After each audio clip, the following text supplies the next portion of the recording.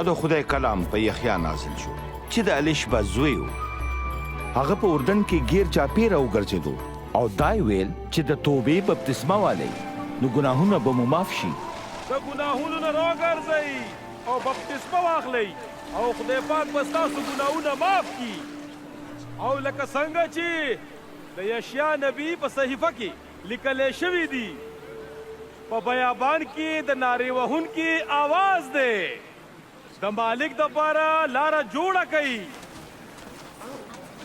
د هغه د تلو دپاره لارې نیغې کوي. هره یوه دره به ډکه شي